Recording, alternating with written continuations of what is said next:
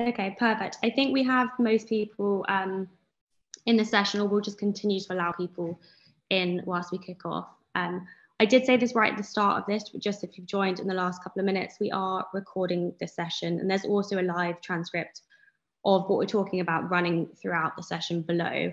It's obviously automated, so if there's any sort of mistakes or grammatical errors, then just to flag that is being run on Zoom's side. So firstly, I just want to say a huge thank you for everyone who's taken the time out of their day to join this incredibly important webinar today. And also a huge thank you to all of our panelists who I'll shortly introduce. At the end of this, we do have a question and answer session where we'll invite you to put your questions forward in the chat. And basically, please do ask questions. If you're feeling brave, put your hand up, turn your camera on, but we'll have 15 minutes set aside for that. For those of you who are potentially less familiar with Street Child, we're one of the fastest growing international children's charities, having been established in 2008. Our purpose is to ensure children are safe in school and learning, even and especially in low resource environments and emergencies, such as Afghanistan. A focus on the power and purpose of inspirational local level organisations, one of which is represented today, continues to sit at the heart of everything that we do. And today, Street Child works across 20 countries in sub-Saharan Africa and Asia. So now on to introducing our panel. I'll start with Ms. Elise, who we are delighted to have on today and have as our guest speaker. So Ms. Elise is the Director of the Social Association for Development of Afghanistan, a local organisation and implementing partner for Street Child in Kabul province. We also then have Abari, who is Street Child's country representative for Afghanistan, and Faridoon, who's Street Child's senior programme manager for Afghanistan. I'm Alice, I'm Street Child head of comms. February 15th, which is next Tuesday, marks 6 months on from the fall of Kabul to the Taliban.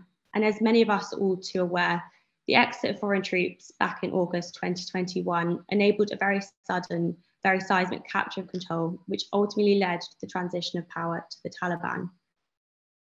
The combination of years of conflict, the COVID-19 pandemic, this change in government, and one of the worst droughts in 27 years has combined to create horrific conditions for Afghan people.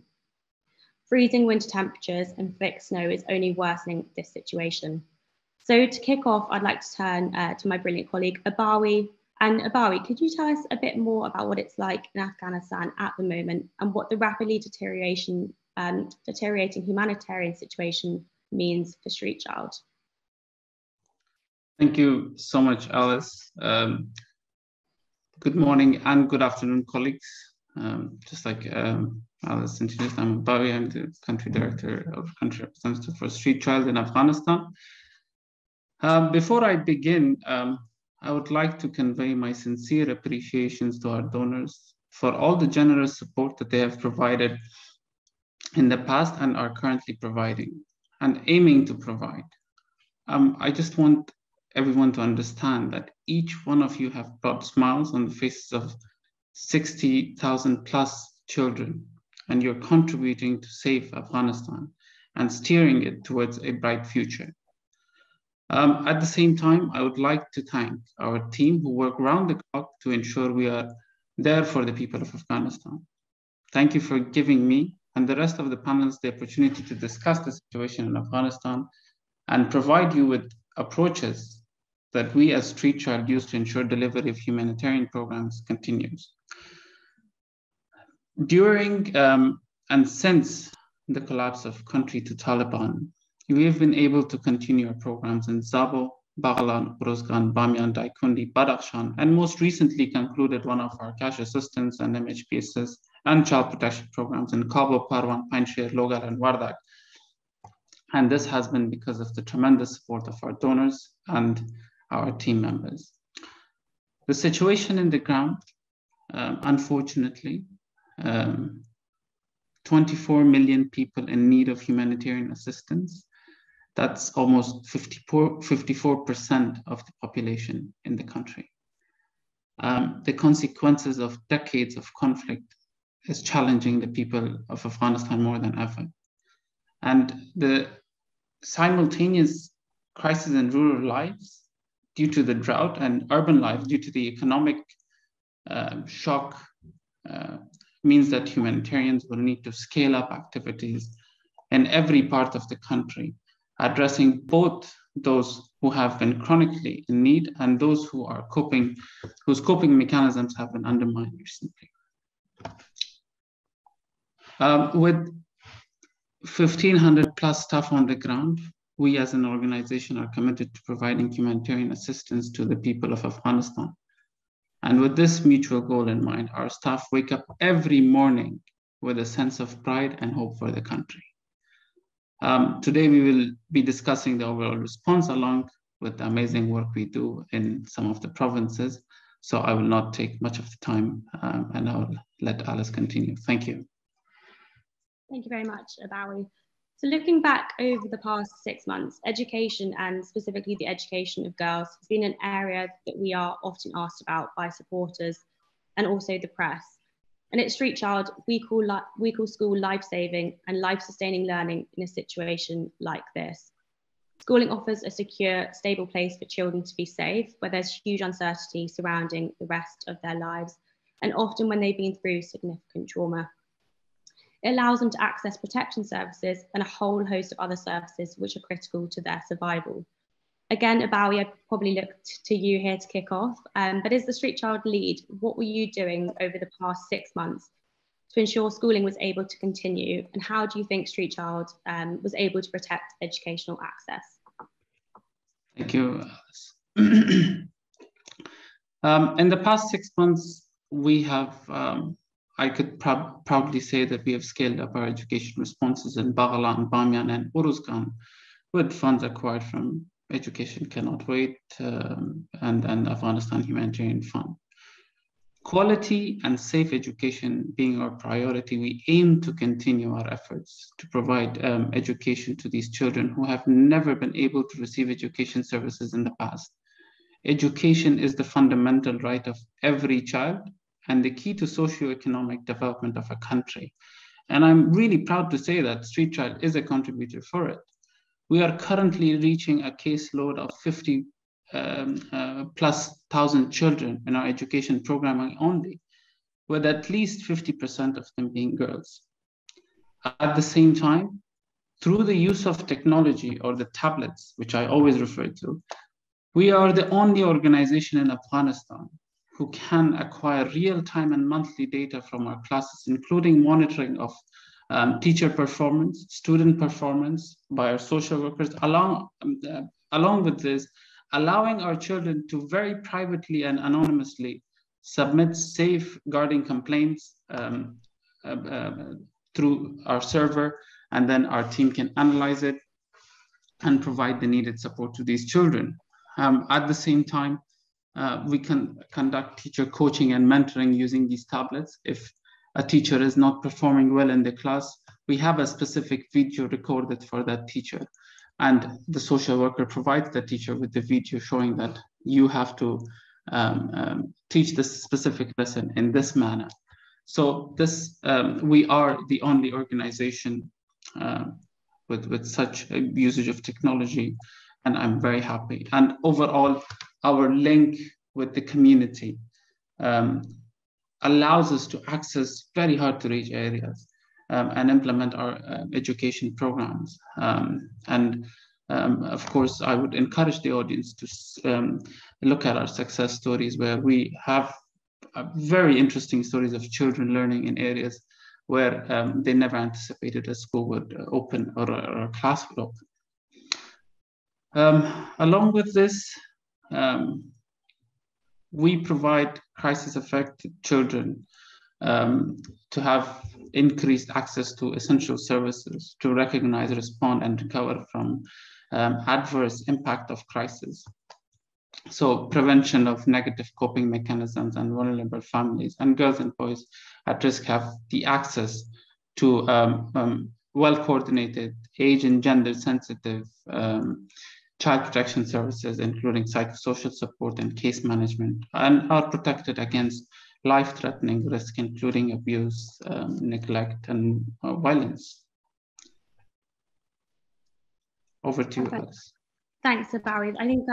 I think as a personal reflection, the fact that You know, the team have been able to ensure that 51,000 plus children being reached every single day over the last 6 months with educational initiatives. It is astonishing. The fact that programs never stopped throughout that changing government is just a real credit to the team on the ground, and also, as Abawi mentioned, the access that we have to communities in Afghanistan. And Mr. Alize, as the director of SADA, who are our implementing partner at the educational program in Zabul, I wonder if you could talk more specifically to that educational program and what you're aiming to achieve in Zabul province, along with Street Child for Afghan Children. Thank you, Alice. Good morning and good afternoon to everyone. My name is Rahmatullah Alize, and I am the director of Social Association for the Development of Afghanistan, one of the implementing partner of Street Child in Afghanistan. First, let me take the opportunity to thank Street Child for putting the trust in SADA and partnering with SADA for one of the most important educational project in southern Afghanistan. And let me briefly talk about Zabul province, where SADA, under the leadership of Street Child, is providing educational facilities for 9,000 students. Zabul is among the top 3 most deprived provinces based on the recent assessment done by the Ministry of Education and international organizations present in Afghanistan. The out of rate ratio in Zabul is ranked among the maximum comparing to other provinces in Afghanistan.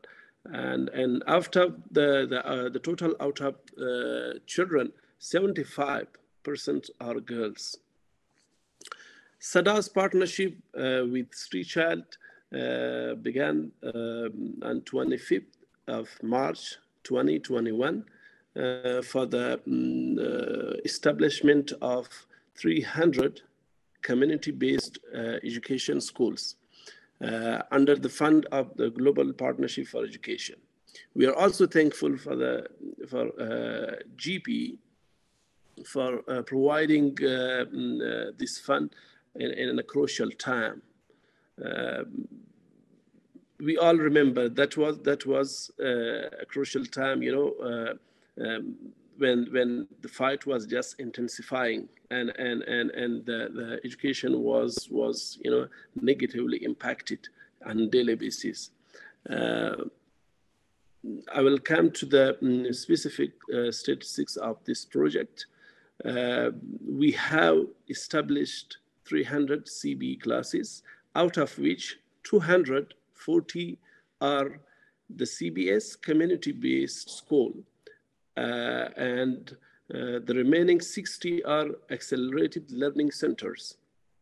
We have covered a total number of 9,000 children, out of which 3,354 are girls, and the remaining 5,355 are boys. We are working in 9 districts of Zabul province, and out of the 9 districts, 2 districts, I would name the names of those districts. Atagar and Daichopan are the districts that for the first time ever, children are getting access to education for the first time ever. And this is not just about 9,000 students, this project. We have recruited 300 teachers, which are getting income on monthly basis in this crucial time. And the community response is quite amazing. They have provided spaces for our CB classes in most of the villages. we have only been able to provide tents for 50 classes out of the 300. The remaining 250 classes have been supported by the community themselves.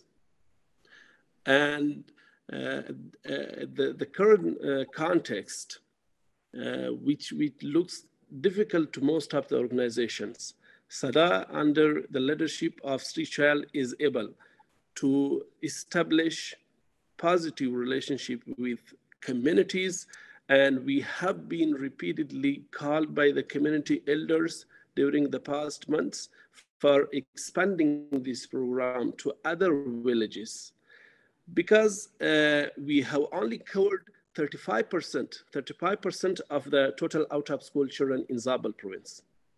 We are still having 23,000 children out of school in Zabul province.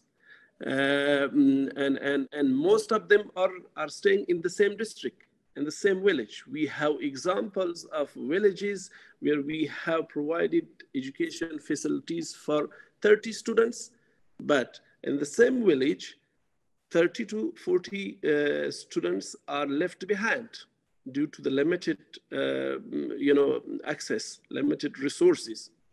The need is unprecedentedly high now, looking to the current context and situations.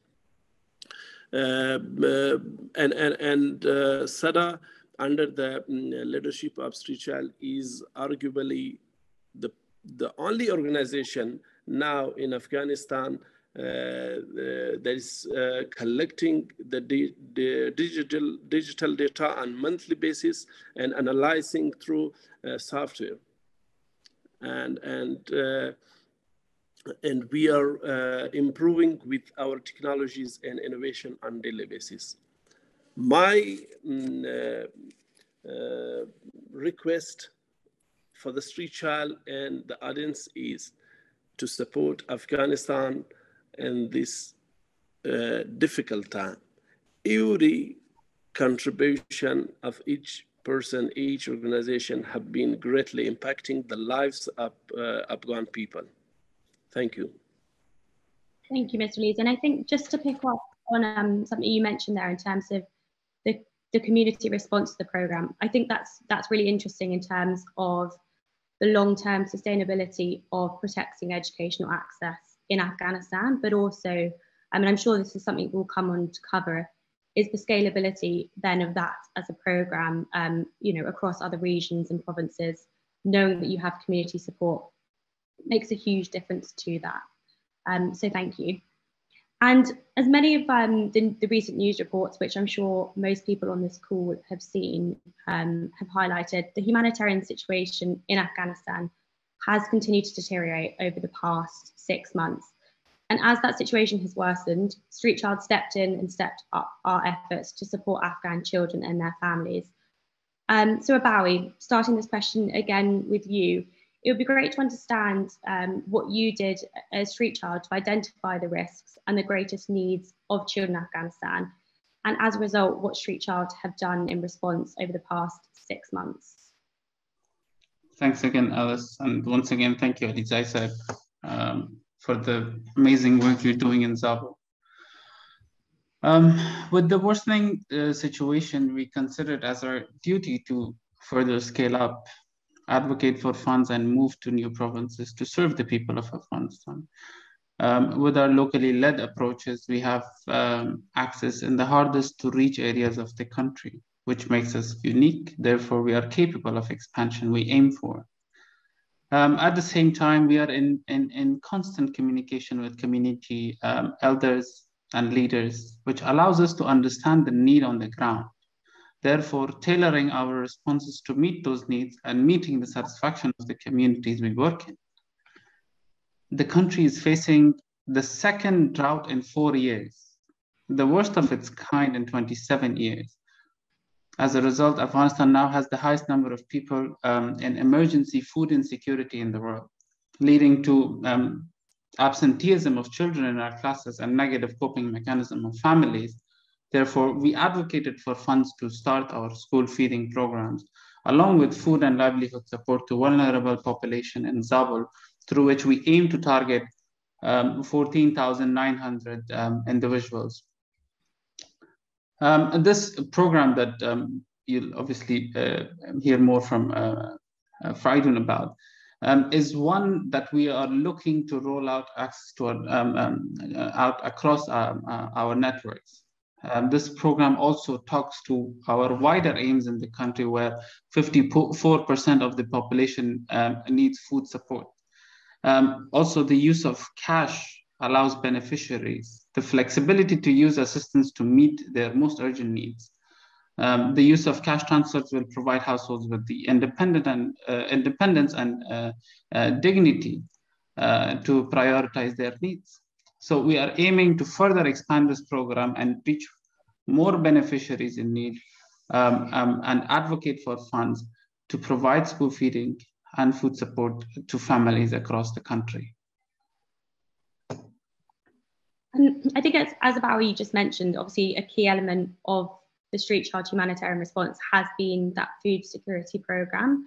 And Fridoon, in your view, it would be really interesting to sort of hear a bit more about how the hunger crisis has impacted children in school, and what Street Child and how, I suppose, Street Child also have responded here to try and combat the impacts of this crisis.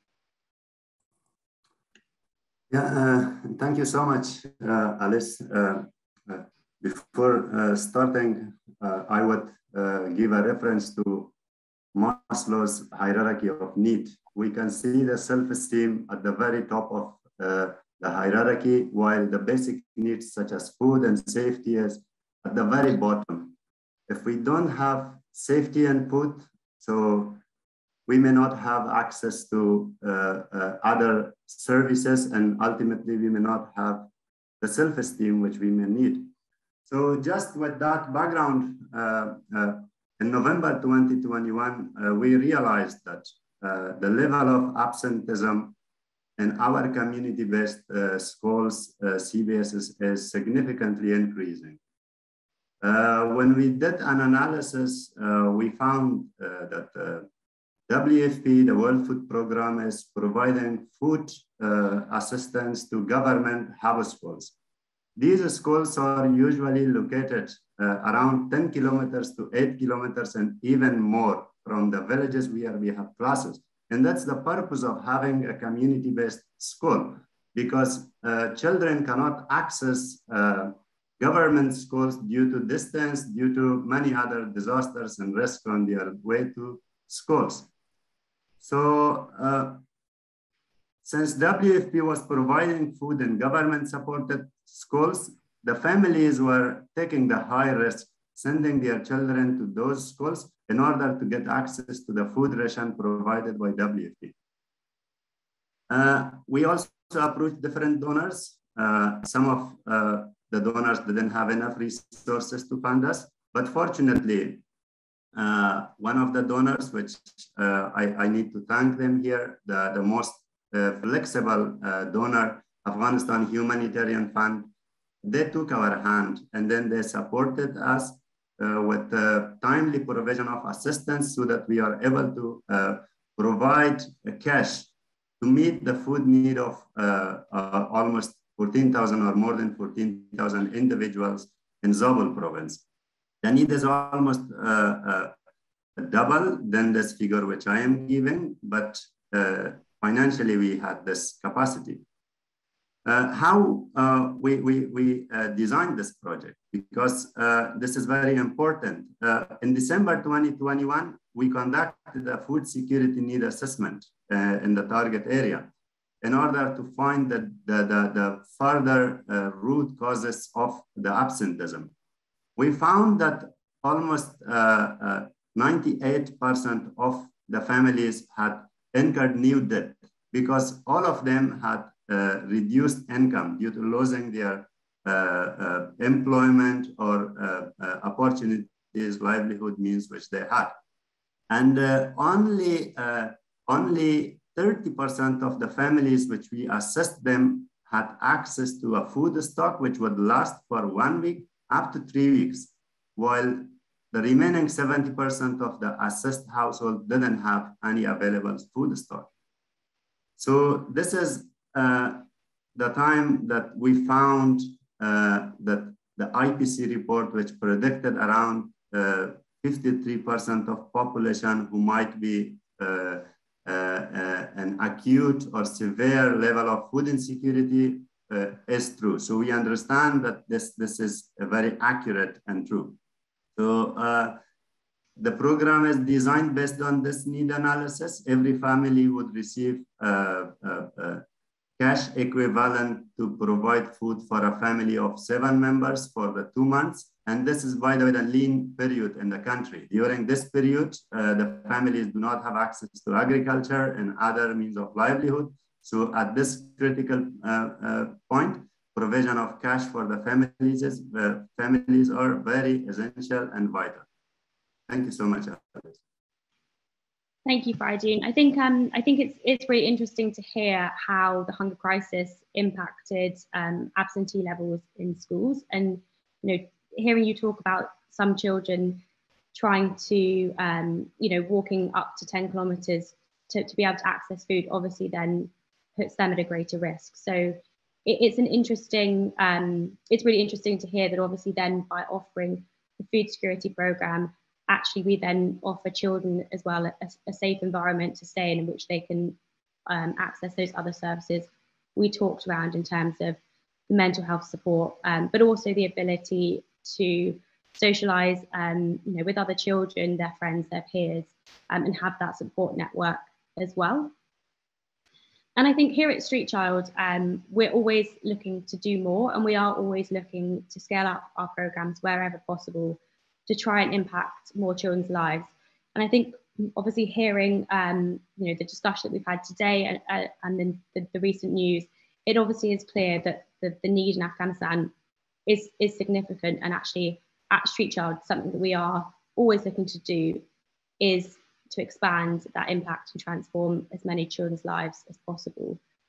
And whilst I'm sure there are many nuances to expanding our programs in Afghanistan, Bawi, Faridun, Mr. Elise, it would be really interesting to hear what you think the biggest barrier or the biggest barriers are to expanding the impact of Street Child and SADA's work.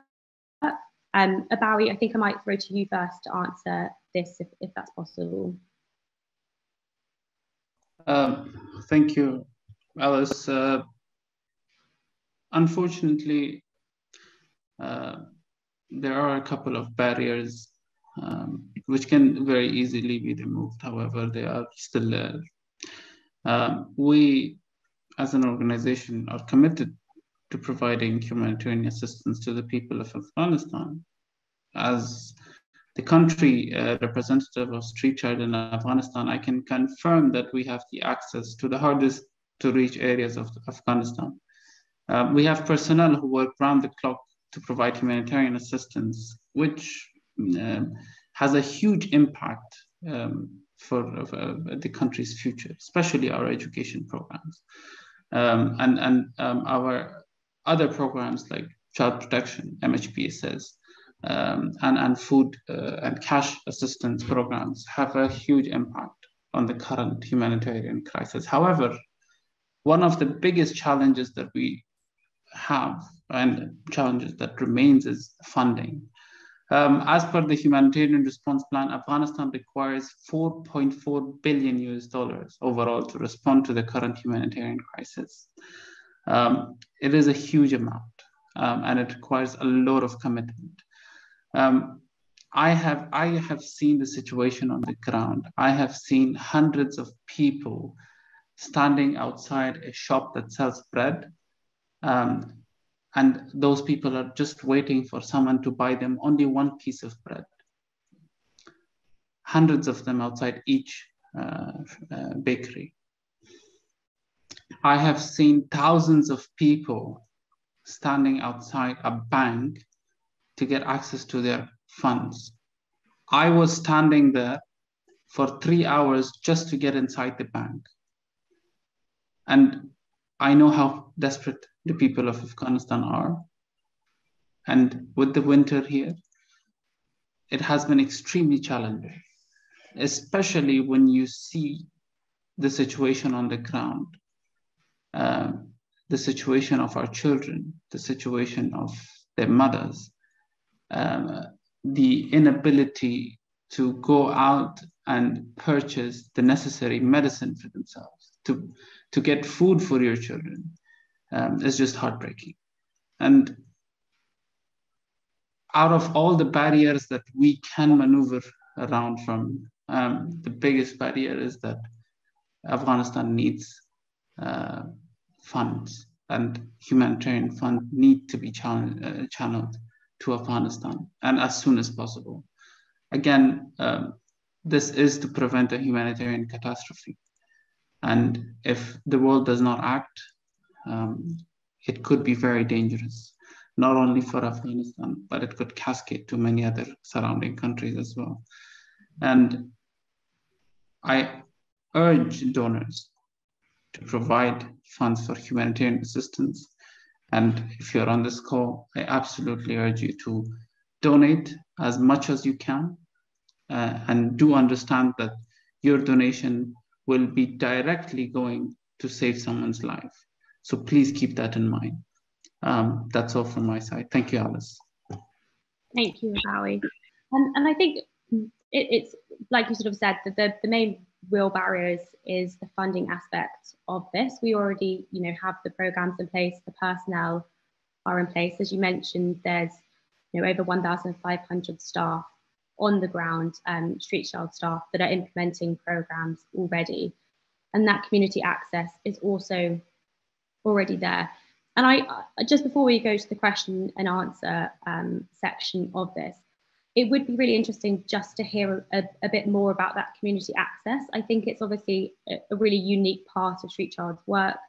It's incredible that you work with communities side by side. SADA, obviously as a local implementing partner, are a great example of local organisations being at the heart of everything that Street Child does, and the ability, as a result, for us really to understand the needs and the way in which programs can answer those needs. So again, Abawi, Fridoon, Mr. Elise, and Fridoon, I might throw this one to you actually. It would be interesting to hear a little bit more about that community access and how that's helped implement the food security programme. And I suppose also how you feel the food security programme and the community response to that will help to benefit future Street Child programmes and set Afghanistan and the provinces in which we work up for success in the future from a sustainable education perspective.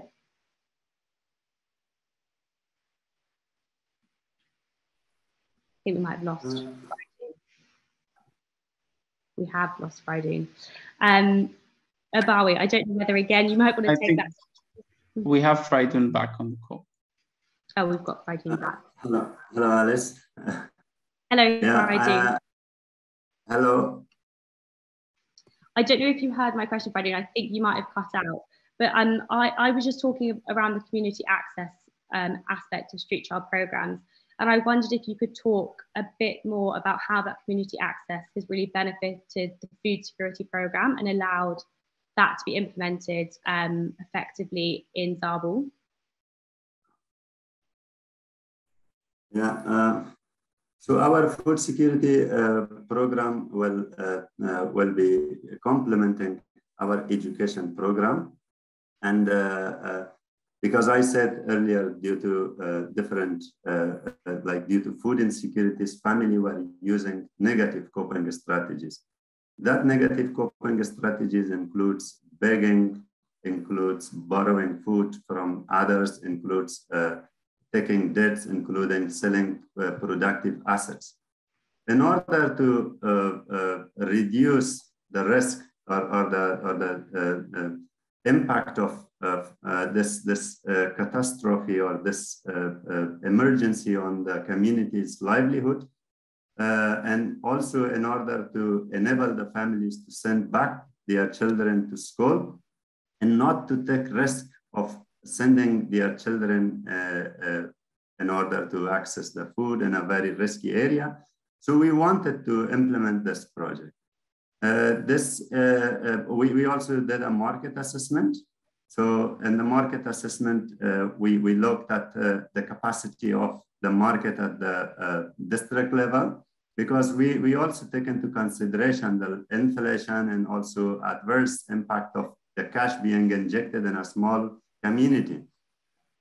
So in order to avoid those future risks, we conducted the market assessment. We found that the shopkeepers or the traders, local traders, have good network with the other markets outside their whole region. That's why we came up with the idea of giving cash, because cash is the more dignified and then flexible approach, enables families to meet their essential and basic needs.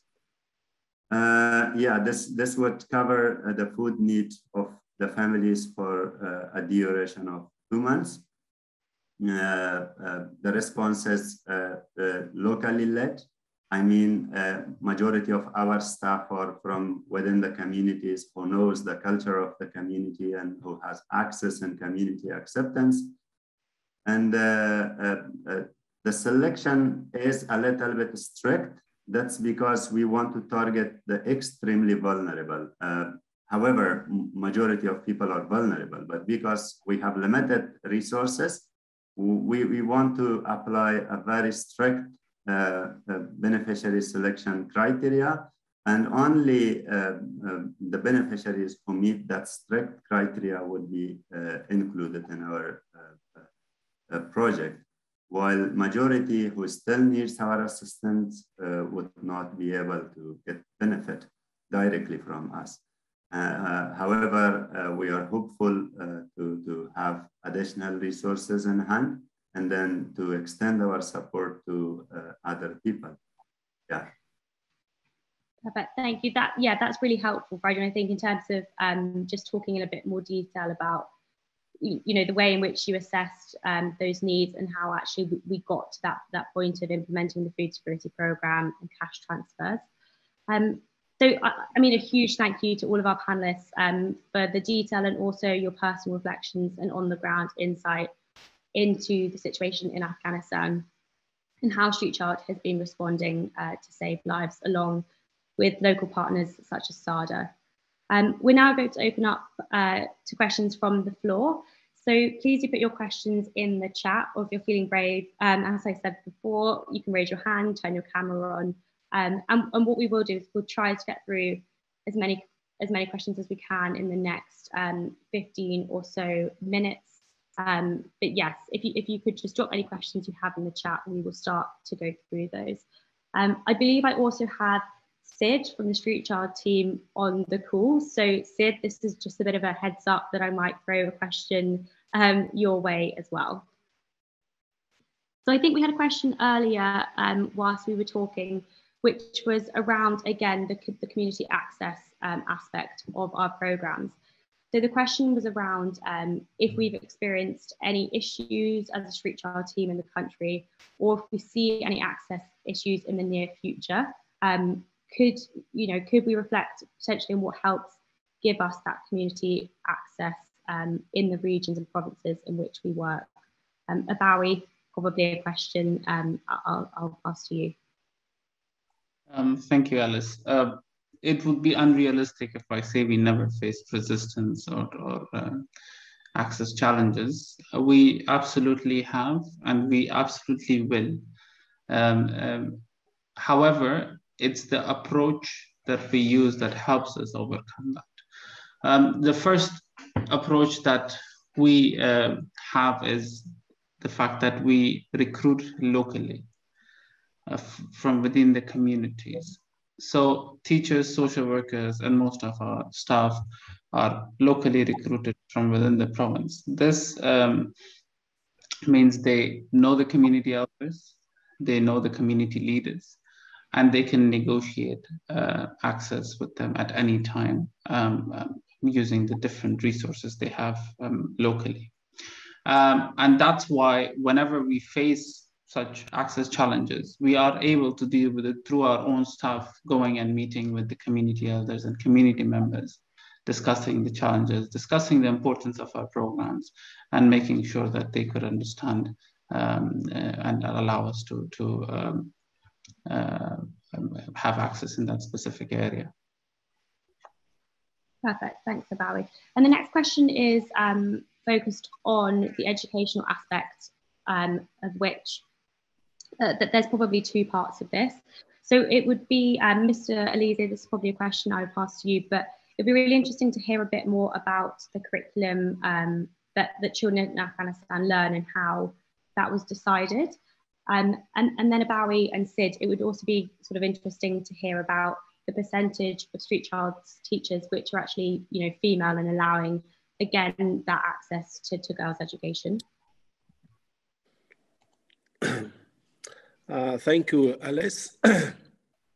Tom has asked this curriculum question. The current Afghanistan curriculum was recognized and published and after the fall of the Taliban in 2001. But then there were some changes during the past 2 decades, and it was developed based on the modern requirements and equivalent to the regional standards, and it was quite improving and quickly improving in the past few years.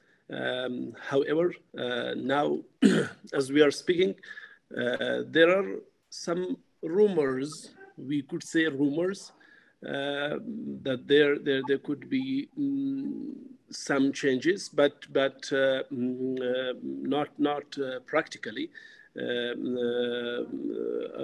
present. So the current curriculum is developed based on the international standards, and it is in compliance of, you know, the top regional curriculums, and what will happen next is everyone will be on the page. Yeah, thank you, Mr. Alize. And Abawi and potentially Sid as well. What it would be really interesting again to hear about probably a bit more detail on you know, the percentage of street child teachers which are female. Again, just knowing that that's been an aspect obviously that's been widely covered in the news recently.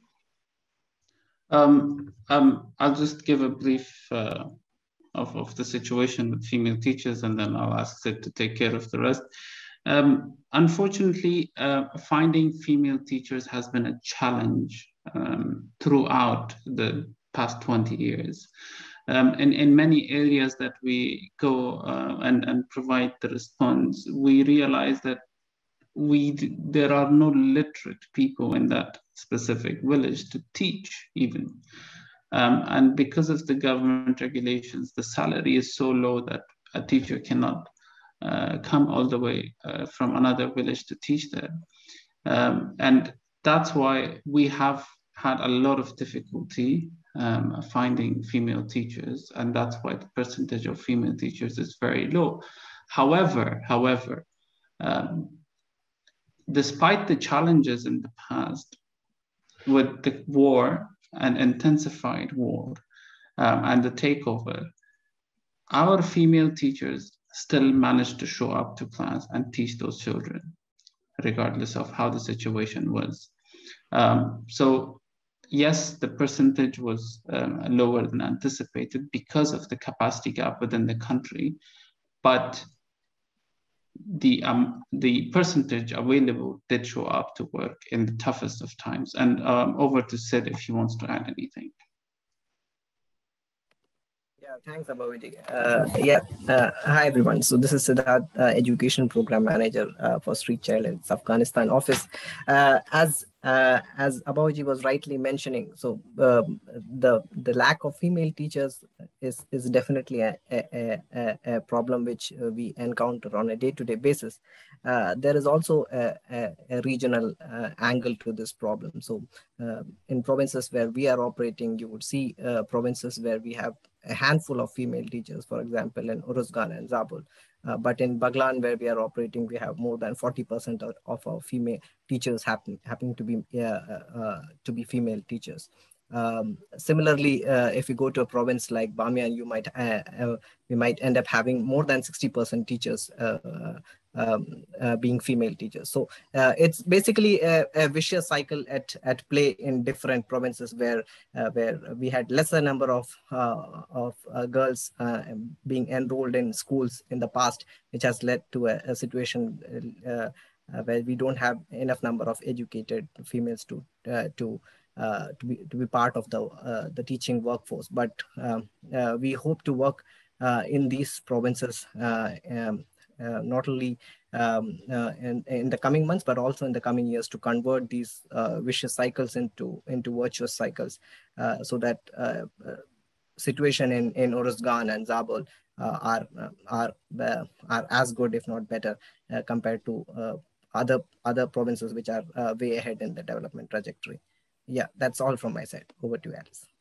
Great, thank you, Sid. I think, yeah, it's really interesting to hear. And I suppose a personal reflection would be that just from, reading recent news, the probably perception is actually that there's very few female teachers across Afghanistan at all. So I think, the fact that Street Child employs 1/3 of our teachers are female in schools, it is an incredible, statistic in itself. Even if it's slightly lower potentially than we would like as a charity, the fact that it's 1/3, I think, is really impressive. So just go on to the next question. This question is predominantly around the children that we work with. And the question was if we're able to reach those who are internally displaced and therefore in obviously, difficult temporary accommodation and in the most challenged circumstances with no home space. Faridun, it'd be really interesting to probably pass this question to you in terms of obviously the food security program and whether that's reaching internally displaced Afghan children and their families as well. Thank you, Alice.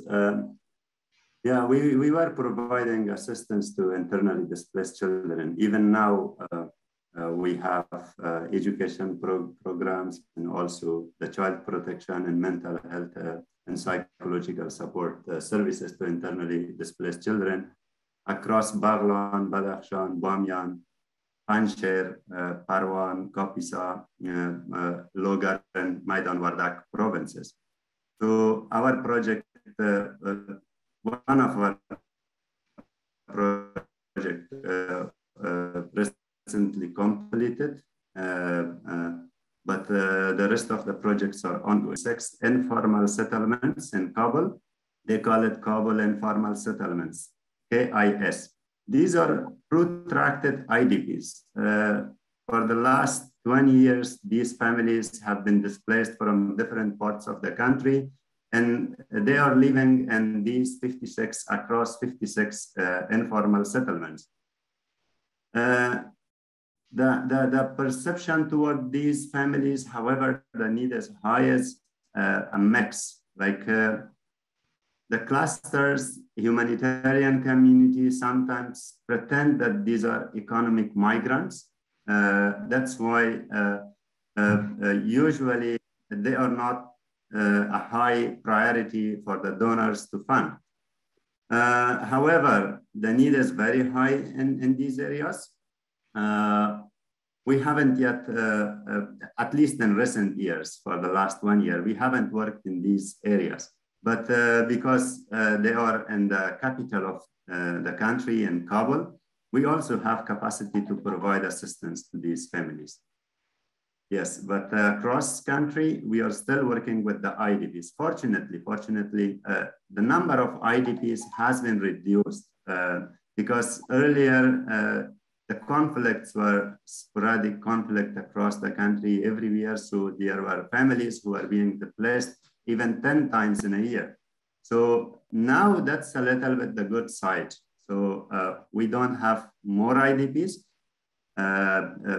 some extent, in one of our education projects in Baghlan province, we are not able to find enough IDPs to target. So we have to target the most vulnerable host communities. The project is designed for the IDPs, but due to limited number of IDPs, we have to then enroll out of school children from within the host communities. Yes, so the number of IDPs now significantly reduced. Okay, perfect. Thank you, Sid. That's really helpful. The next question, Faridun. The next question is a question for Sid. So it's a question around, there's been some mixed messages in the media about girls being able to access education in Afghanistan. So can you tell us a bit more about Street Child's work educating girls in Afghanistan?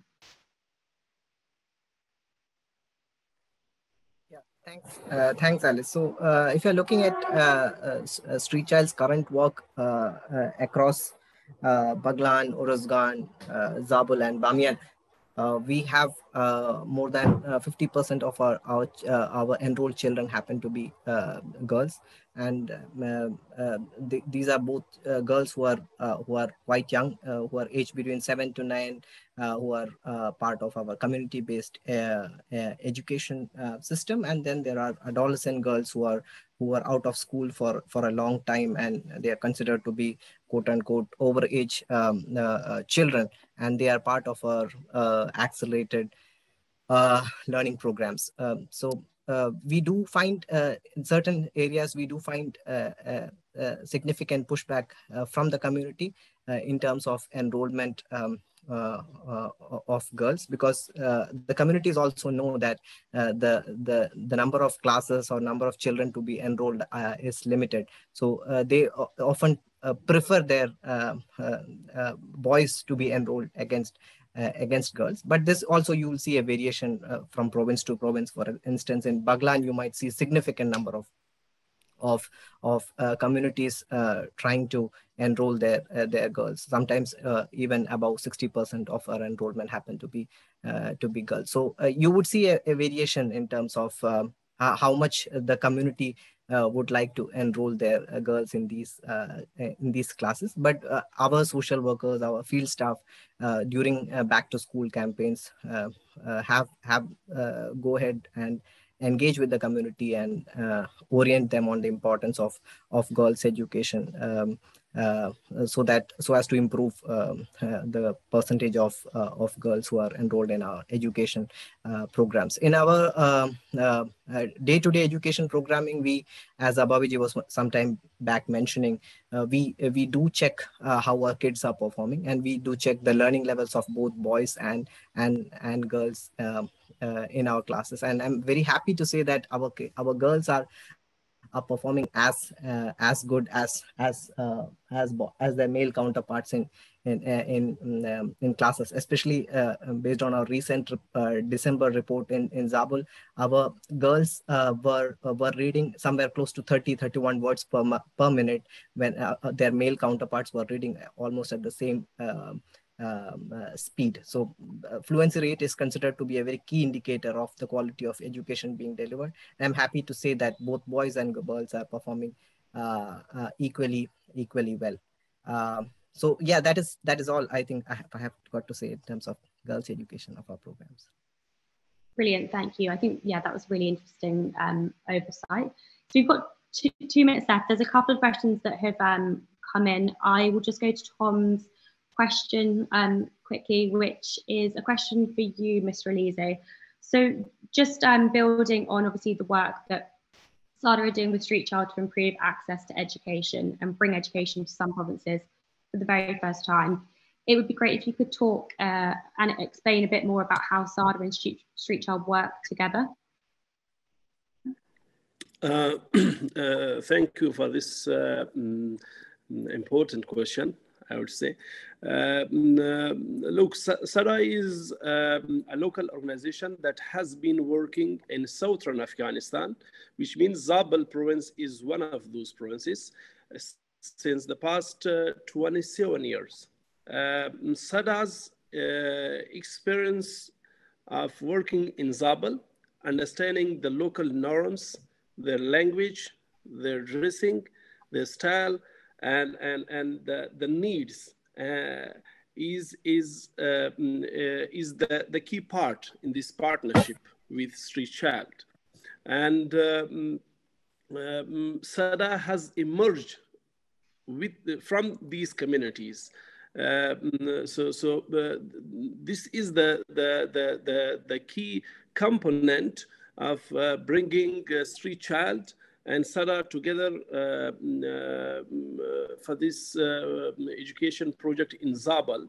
So together, Street Child's experience, standards, and SADA's grassroots relations on community level, on village, district, and provincial level in Zabal were the main reasons that brought us together, and our vision of providing access to the most marginalized communities in the most hard to reach areas brought us together to partner for this important project. Perfect, thank you, Ms. Felice. And I think given that working with local organisations and accelerating local level action sits right at the heart of everything that Street Child does. So it feels like a very fitting way to end this webinar by discussing obviously the partnership between SADA and Street Child. So again, thank you to everyone who attended the webinar today.